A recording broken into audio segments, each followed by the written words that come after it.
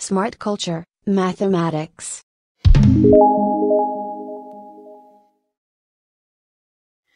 Let's look at question 4.1. They tell us that the size of angle X is 66,4 degrees and angle Y is 114,7 degrees. And we have to evaluate the following and we have to leave the answer correct to 2 decimal places. Question 4.1.1 says cos of bracket X plus Y. Now, first of all, this does not mean cos multiplied by X plus Y. What we do is we put the size of the angles in the place of X and Y. So this is cos of the angles 66,4 degrees plus 114,7 degrees. Then we add the angles in the brackets. So this gives us cos of 181,1 degrees. And now we take our calculators. And the first thing that we do in an exam is make sure that the calculator is set on degrees. And we do it as follows. We press Shift, Mode, and then degrees is option 3. And then you'll see as soon as you've chosen this option, in the center of the screen of the calculator, you have a letter D, showing that it's in degrees. And now we calculate cos of 181,1, and that gives us an answer of negative 0,999815 and so on. And then we need to round this to 2 decimal places, and rounded to 2 decimal places, it's equal to negative 1,00. Question 4.1.2, determine 2 sine x. This means 2 multiplied by sine of x. And x is 66,4 degrees, so we put that into the place of x, and this becomes 2 times sine of 66,4 degrees. Now we calculate this on our calculator, so you can just put in 2 sine 66,4 degrees, close the brackets, or if your calculator works different from the Casio, you have to press in 2 times sine of 66,4 degrees. And that gives us 1,8327, and we round it to 2 decimals, and that is 1,83. Then lastly, cosec of x. Now on the calculator there is not a cosec button, and then we need to change this to 1 over sine of x. And then we put the value of x in.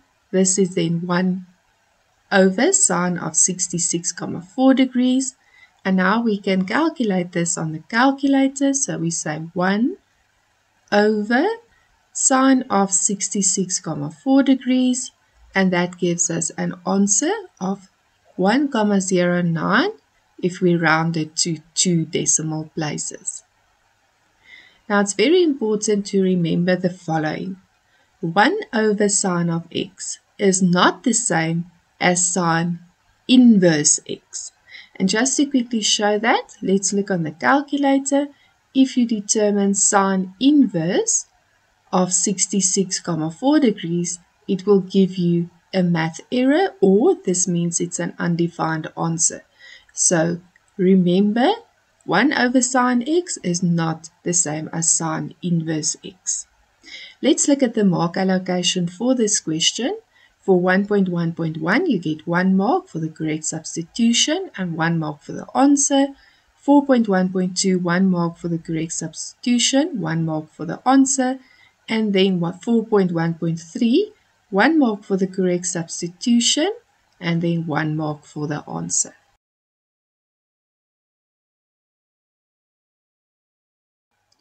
In question 4.2, we need to determine the value of theta correct to 1 decimal place, and we start with sine theta plus 0,38 equals 1. The first step is to isolate the trig ratio, so in this case, sine of theta. So we are going to first subtract 0,38 from both sides of the equation.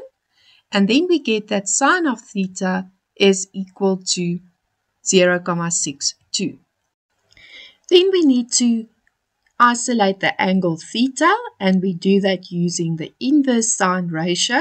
So we say then that theta is equal to sine inverse of 0,62.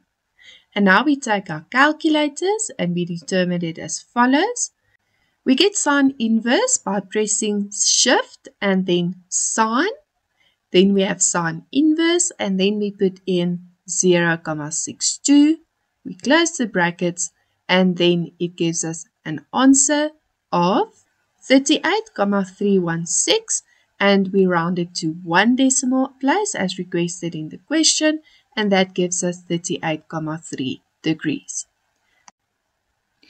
In the next question, we need to determine the size of theta if 2 cot of 2 theta is equal to 3. Now the first step will be to isolate cot of 2 theta, and we do that by dividing by 2 on both sides. Then cot of 2 theta is equal to 3 over 2. There is no cot button on the calculator, so we need to convert this to 1 over tan of 2 theta. So 1 over tan of 2 theta is then equal to 3 over 2. And to be able to calculate this on the calculator, we need to make tan 2 theta the subject of the equation, and we do that by flipping both sides of the equation. Then we have tan of 2 theta is equal to 2 over 3. Now we need to isolate the angle 2 theta, and we do that by using the inverse tan function. So 2 theta is equal to tan inverse of 2 over 3. And now we calculate this on our calculators. Tan inverse is shift of tan, and then we put in 2 over 3, and this then gives us that 2 theta is equal to 33,69. And then to isolate theta, we divide both sides by 2, and then we get that theta is equal to 16,8 degrees, rounded to 1 decimal place. Question 4.2.3, 2 cos of 3 theta minus 60 degrees is equal to 1,71. First of all, again, we need to isolate cos. So we divide both sides of the equation by 2. Then we get cos of 3 theta minus 60 degrees is equal to 0,855. Then we need to isolate the angle 3 theta minus 60 degrees. And we do that by taking cos inverse of 0,855. So we get then, if we calculate it on our calculators, that 3 theta minus 60 degrees is equal to 31,24 degrees. But we do not round our answer here yet. We only round in the final answer. So now we need to isolate 3 theta. And we do that by adding 60 degrees to both sides of the equation. Then 3 theta is equal to 91,24 degrees. We still do not round the answer. And then to get theta, we divide both sides by 3. And then theta is equal to 30,4 degrees. Let's look at the mark allocation for these questions. 4.2.1. You get 1 mark for 0,62 and 1 mark for the answer. Question 4.2.2, 1 mark for 3 over 2, 1 mark for tan inverse of 2 over 3, or 2 theta equals 33,69 degrees, 1 mark for the answer. And then question 4.2.3, you get 1 mark for 0,855, 1 mark for 3 theta minus 60 degrees equal to 31,24 degrees, 1 mark for 3 theta equals 91,24 degrees, and 1 mark for the answer. And that's a wrap on today's fascinating journey through the world of knowledge. Don't forget to hit that subscribe button and join our ever-growing community of curious minds. We can't wait to embark on new educational adventures together.